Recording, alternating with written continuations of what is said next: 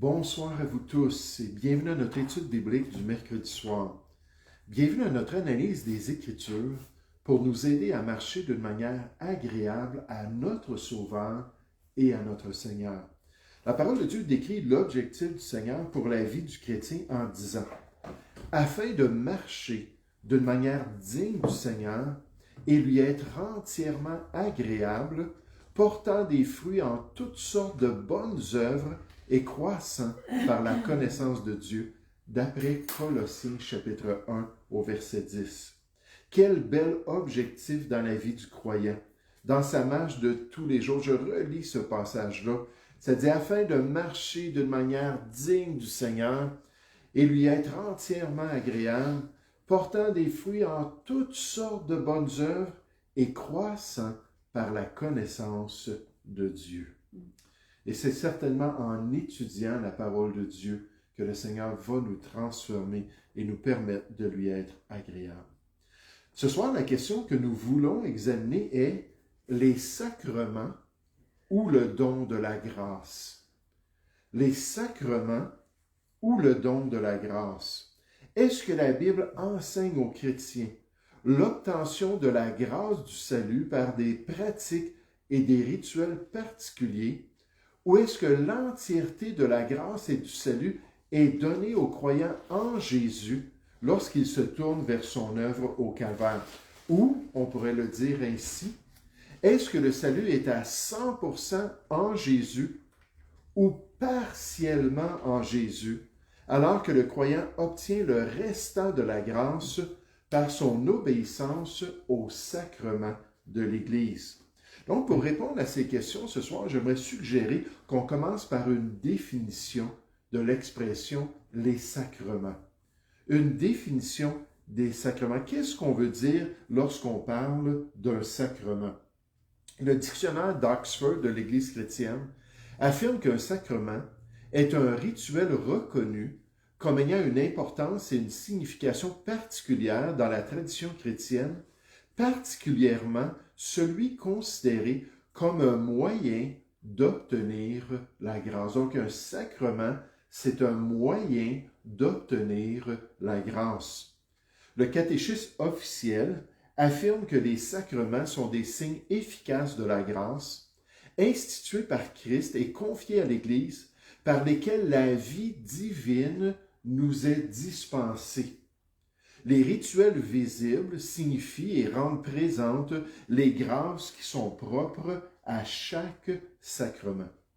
Ou plus spécifiquement, encore dans le catéchisme officiel, on nous dit « l'Église affirme que pour les croyants, les sacrements de la Nouvelle Alliance sont nécessaires au salut. » Les sacrements sont nécessaires au salut. La grâce sacramentale est la grâce du Saint-Esprit donnée par Christ et propre à chaque sacrement dans la pratique des sacrements, alors qu'on reçoit une partie de l'œuvre du salut lorsqu'on les pratique. Dans son manuel « Les fondements des dogmes catholiques », le théologien catholique Ludwig Huth affirme que les sacrements de la Nouvelle Alliance sont nécessaires au salut de l'humanité. Les sacrements de la Nouvelle Alliance sont nécessaires au salut de l'humanité comme moyen ordinaire désigné par Dieu pour la communication de la grâce du salut, alors qu'on pratique ces sacrements.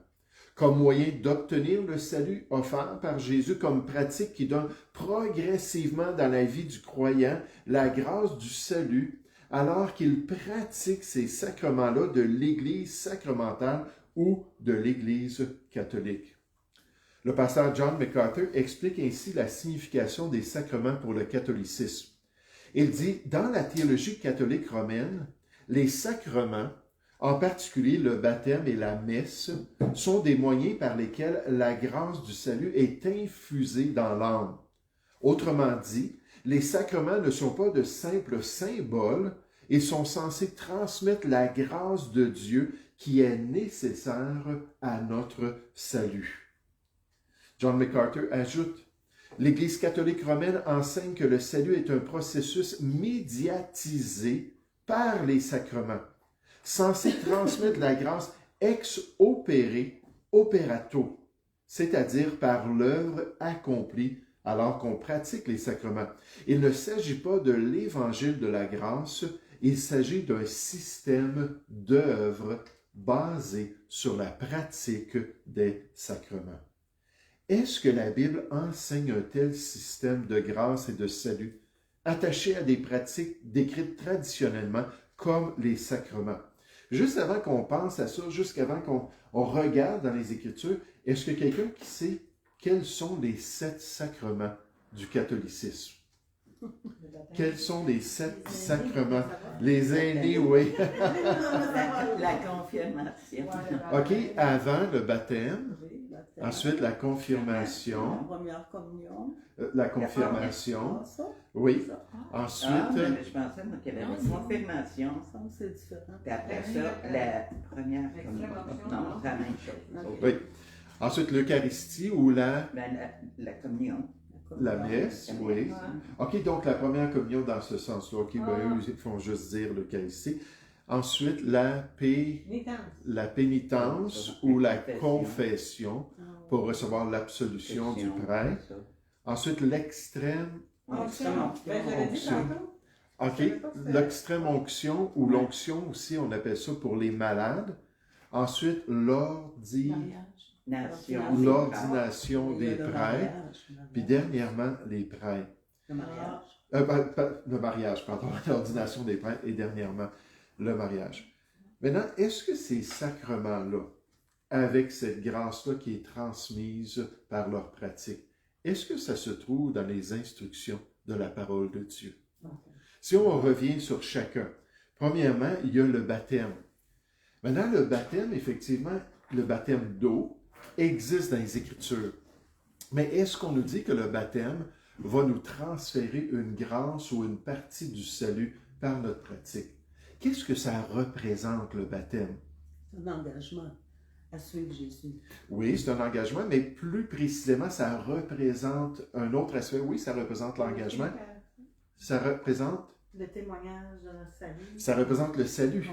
C'est une image physique du salut qu'on possède déjà. Donc, le baptême dans son sens, d'ailleurs, quand on pense au baptême de bébé, ça n'existe pas dans la parole de Dieu, mais le baptême dans son sens biblique, le baptême d'eau, ça ne confie rien aux chrétiens. C'est pour ça que Paul lui a dit dans 1 Corinthiens, chapitre 1, il dit « Je suis heureux d'en avoir baptisé aucun d'entre vous. » Pourquoi? Parce que Dieu m'a appelé à aller prêcher l'Évangile et non pas à baptiser les gens.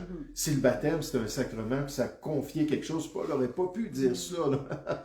Mais il savait que c'était juste une représentation de l'œuvre de Dieu. Anne? C'est que moi, pour avoir été catholique longtemps, enfant, la confirmation, ça s'appelait comme ça, c'était pour confirmer ton baptême quand tu étais bébé. OK. C'est pour ça la confirmation. OK, mais la confirmation comme telle, c'est un sacrement dans le catholicisme, puis c'est la réception du Saint-Esprit.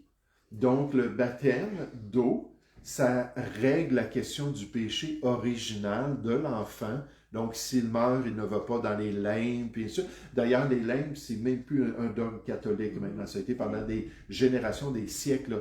Mais il devait baptiser le bébé. Puis ensuite, à un certain âge, souvent c'est à 12 ans, il y a la confirmation, lorsque l'enfant accepte de marcher dans la foi de ses parents, puis là, le prêtre va toucher à l'enfant pour qu'il reçoive. Je pense qu'il fait une... Non, c'est un soufflet dessus. C'est ça. Moi, j'ai jamais eu de confirmation, mais OK. Donc, il y a la méthodologie. OK, on ne s'obstinera pas, s'il vous plaît, mesdames, à l'ordre. Mais c'est pour confirmer la réception de l'Esprit. Encore une fois, la confirmation n'existe pas du tout dans les Écritures. Ça n'existe pas. Ensuite, l'Eucharistie et la messe comme sacrement, est-ce qu'on retrouve ça dans la parole de Dieu? Non, on a le repas du Seigneur qui représente encore une fois l'œuvre de Jésus, puis le salut qu'on a reçu en lui, son corps qui a été brisé, son sang qui a été versé. Ça n'existe pas, la messe, dans le sens catholique. Ensuite, la pénitence ou la confession. Combien de vous, cette semaine, vous êtes venus me voir pour confesser vos péchés? Charlie. Ben, ça n'existe pas non plus.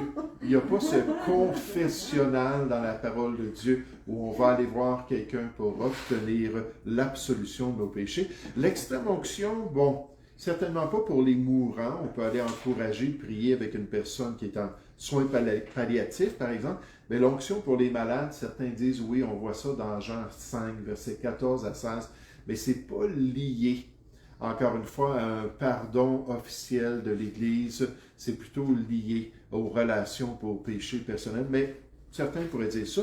L'ordination, oui, ça existe dans la parole de Dieu, la mise à part des ouvriers.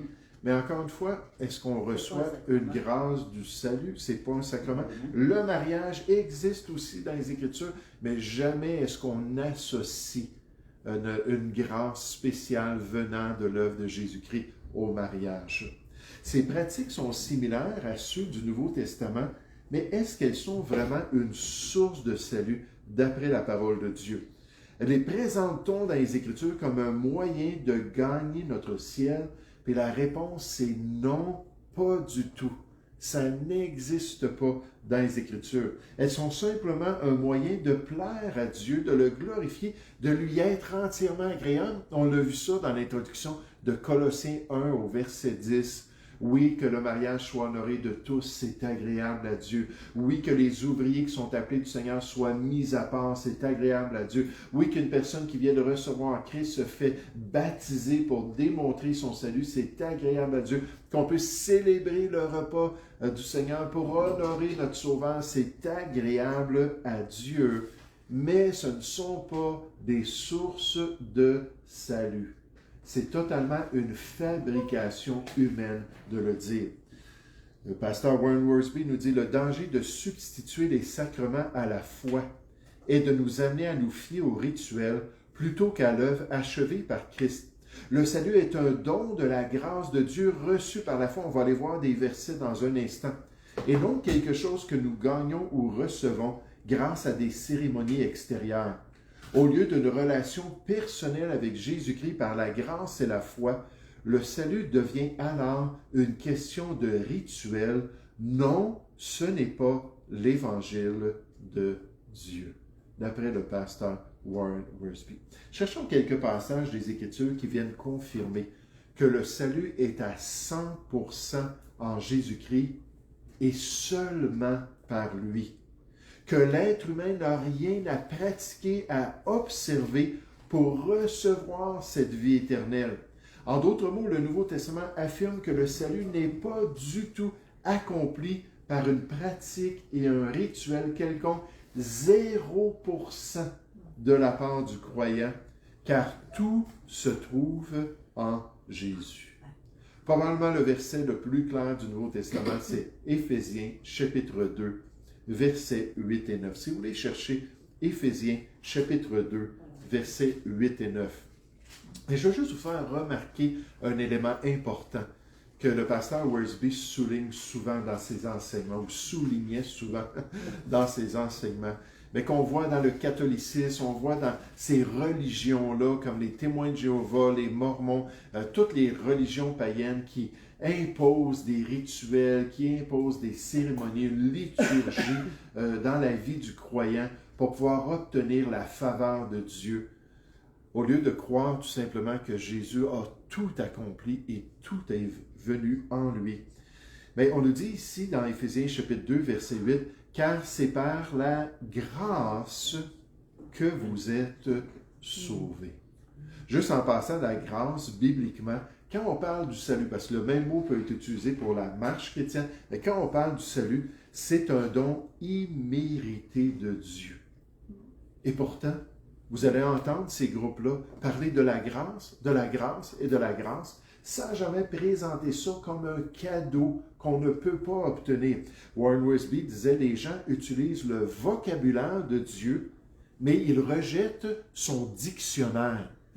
Oui, ils utilisent le vocabulaire de Dieu, mais ils rejettent son dictionnaire.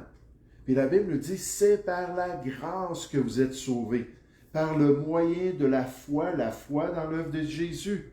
Et cela ne vient pas de vous. Ça ne vient pas de vos rituels, de vos pratiques, de vos sacrements. C'est le don de Dieu. Ce n'est point par les œuvres afin que personne ne se glorifie. Dieu est très clair. Le salut, c'est un cadeau. Le salaire de notre péché, c'est la mort. Le don gratuit de Dieu, c'est la vie éternelle en Jésus-Christ notre Seigneur. C'est seulement par lui. Charles Spurgeon rappelle que le salut est entièrement une grâce. C'est un don de Dieu et non une récompense pour le mérite humain. Il est accordé le salut gratuitement par l'œuvre achevée de Jésus-Christ et non par des rituels ou des œuvres que nous pourrions accomplir. Le pasteur MacArthur confirme que le salut ne s'obtient pas par un rituel, une cérémonie, un sacrement ou une œuvre humaine quelconque. C'est un don de Dieu, reçu par la foi seule dans l'œuvre achevée de Christ sur la croix. Y ajouter quoi que ce soit, c'est pervertir l'Évangile, pervertir le message du salut de Dieu. C'est pour ça que Paul le dit aux chrétiens en Galatie. Il le dit dans Galates 1 au verset 6, « Je m'étonne que vous vous détourniez si promptement de celui qui vous a appelé par la grâce de Christ pour passer à un autre évangile. » Galates 1 au verset 6. Si on pratique les sacrements pour obtenir le salut, pour gagner notre ciel, nous sommes effectivement passés à un autre évangile. Ce n'est plus le message du salut de la Bible que nous suivons, mais une invention humaine de toutes parts, une invention, en fin de compte, qui vient de la tradition catholique. La période de la tradition qui a duré environ 4 siècles, du 2e au 5e siècle, c'est une période où rapidement, ceux qui étaient les dirigeants de l'Église ont commencé à imposer des choses aux vérités de Dieu. En ce moment, je suis en train de retravailler la théologie historique.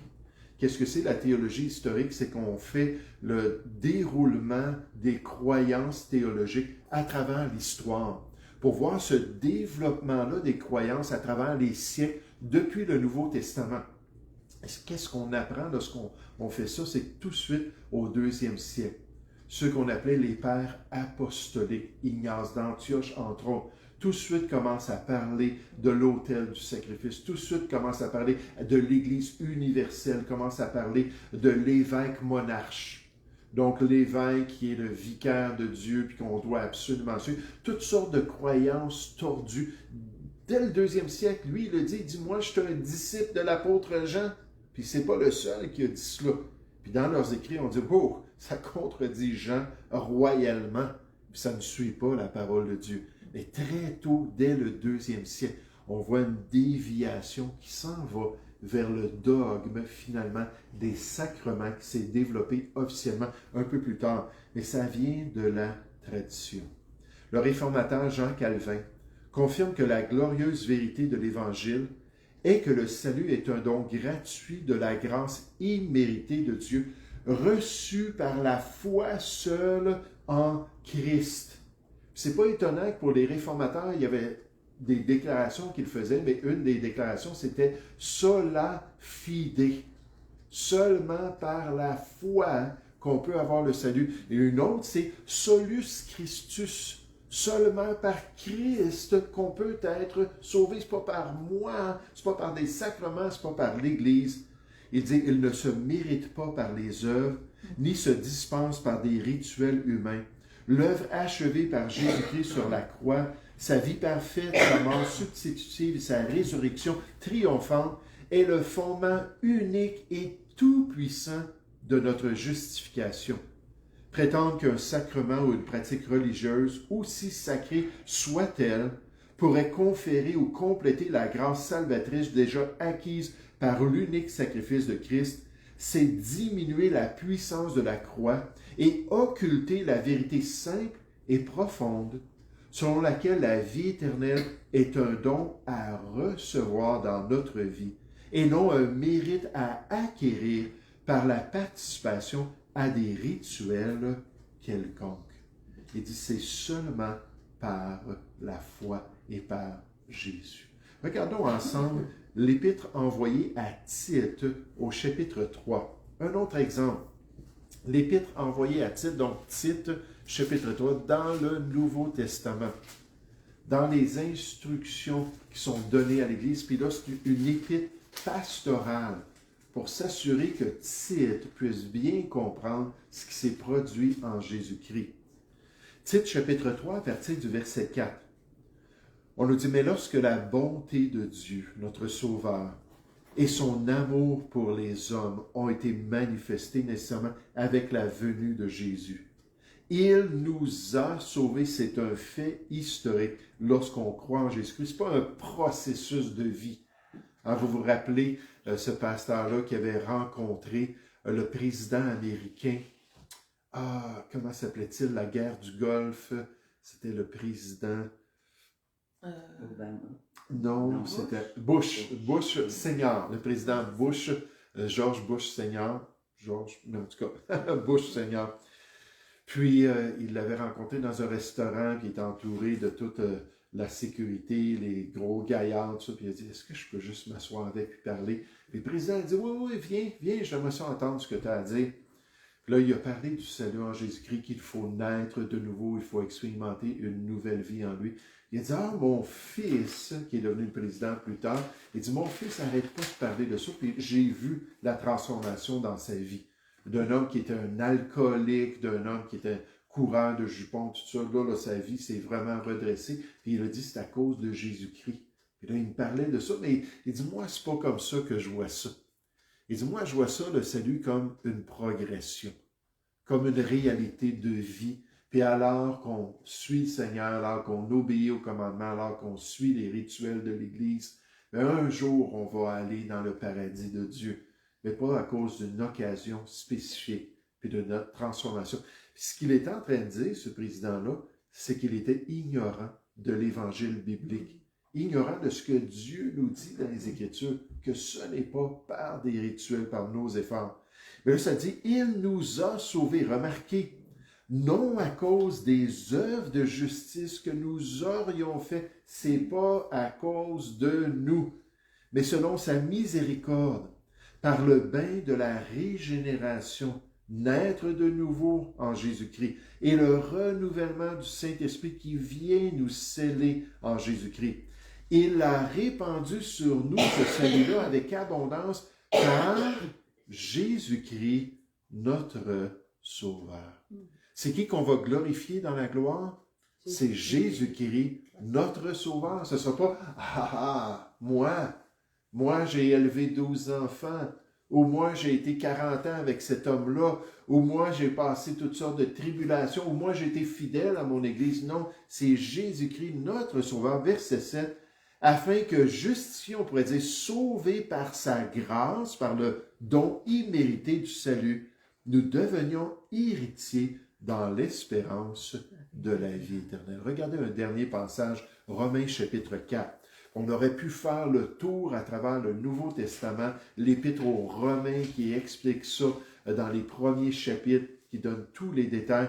On va juste faire la conclusion de ces premiers chapitres-là avec le chapitre 4, Romains chapitre 4, à partir du verset 1.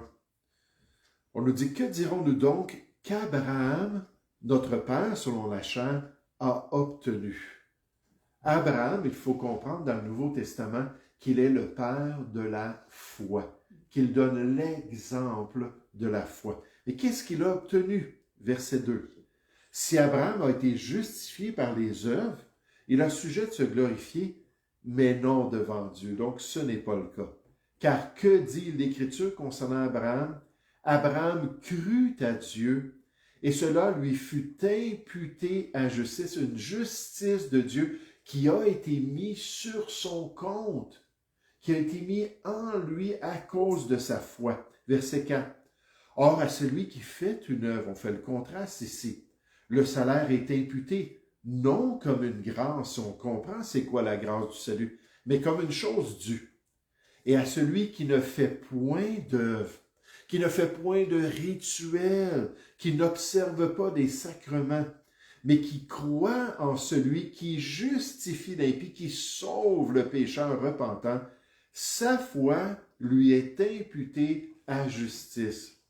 De même, David exprime le bonheur de l'homme à qui Dieu impute la justice sans les œuvres. Juste en passant, Romains 6 au verset 12 nous dit, « Or, si c'est par la foi, ce n'est pas par les œuvres, autrement la foi n'est pas une foi. Et si c'est par les œuvres, ou attendez, ce n'est pas par la grâce plutôt, autrement la grâce n'est pas une grâce. Et si c'est par la grâce, ce n'est point par les œuvres. » Là, je les ai mélangés, mais on fait le contraste.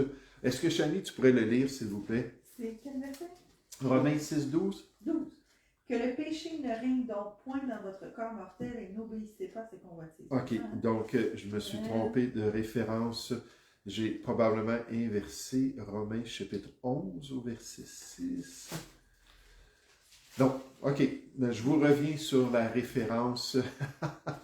Désolé pour cela. Mais c'est ça qu'on nous dit ici. Le bonheur de l'homme à qui Dieu impute la justice sans les œuvres. Verset 7, on est dans Romains 4. « Heureux ceux dont les iniquités sont pardonnées et dont les péchés sont couverts. Heureux l'homme à qui le Seigneur n'impute pas son péché. Ce bonheur n'est-il que pour les circoncis ou est-il également pour les incirconcis? Car nous disons que la foi fut imputée à justice à Abraham. Quand donc lui fut-elle imputée? Était-ce après ou avant sa circoncision pour voir est-ce que c'est juste les Juifs qui peuvent recevoir ce salut-là? Il n'était pas encore circoncis, il était incirconcis, et il reçut le signe de la circoncision comme sceau de la justice qu'il avait obtenu par la foi. Voyez-vous comment les hommes s'attachent au symbole plutôt qu'à la réalité? Les Juifs s'étaient totalement attachés à la circoncision plutôt qu'à la foi en Dieu puis aux promesses de Dieu.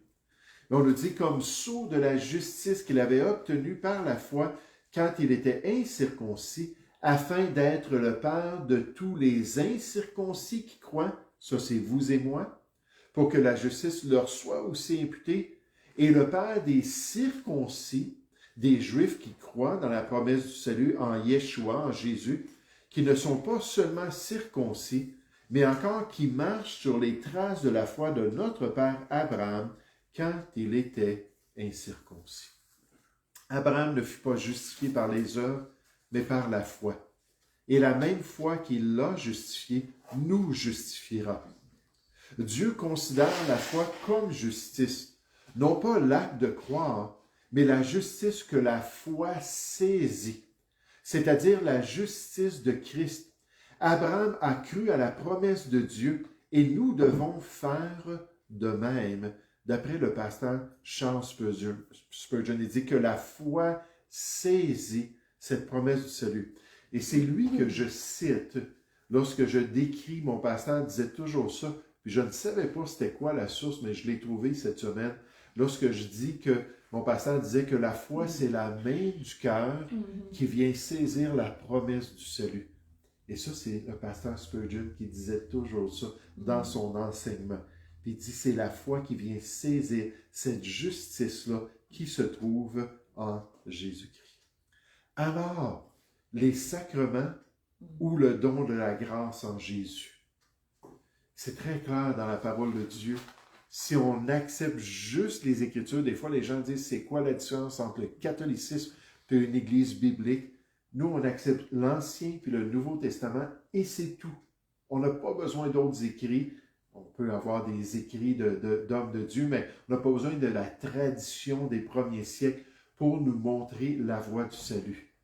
Et c'est seulement dans cette tradition que les sacrements sont présentés comme des moyens d'obtenir la grâce, comme une pratique qui nous permet de gagner une partie du salut. C'est Romains 11 au verset 6. Oui, Donc, est-ce que Chani, tu pourrais le lire, s'il vous plaît? Or, si c'est par grâce, ce n'est plus par les œuvres. Autrement, la grâce n'est plus une grâce. Et si c'est par les œuvres, ce n'est plus une grâce. Autrement, l'œuvre n'est plus une œuvre. Merci. Donc, la définition est claire quand les gens parlent de grâce bibliquement. On ne peut pas inclure des œuvres. Puis quand les gens parlent d'œuvres comme moyen du salut, ce n'est plus la grâce que Dieu offre en Jésus-Christ, ce don gratuit-là. Et moi, ce que j'espère, c'est que le Seigneur va ouvrir les yeux des gens, qu'il va développer des convictions concernant l'œuvre de Jésus-Christ et qu'il va les aider à se détourner de ces traditions-là qui sont contraires à la volonté de Dieu pour croire seulement dans l'œuvre de Jésus. Quand il est mort sur la croix, il a dit « Tout est accompli, sauf les sacrements que vous pouvez faire. » Non, il n'a pas dit cela. Il a dit « Tout est accompli, tételestai, c'est payé, c'est achevé. Le salut est un don gratuit. » Nous allons prier ensemble. Merci, Père Céleste, pour ta bonté, Père. Merci pour ces vérités ce soir qui nous rappellent que tout est en Jésus-Christ. Tout le salut se trouve en lui. Ô Père Céleste, je te prie que les gens puissent se détourner de leurs idoles. Je te prie que les gens puissent se détourner d'une fausse religion, qu'ils puissent se détourner de pratiques qui sont contraires au salut qui se trouve en Jésus-Christ. Le diable a toujours cherché à altérer l'évangile de Dieu. Mais Père Céleste, lorsqu'on regarde les Écritures, on trouve la vérité qui nous permet d'être réconciliés une fois pour toutes, de passer de la mort à la vie, de passer des ténèbres à la lumière, de devenir un enfant de Dieu lorsqu'on reçoit Jésus-Christ et son salut dans notre vie. Merci pour cette bonne nouvelle que nous avons et merci pour les vérités de la parole de Dieu. Bénis-nous et guide-nous, nous te prions, au nom du Seigneur Jésus. Amen. Amen.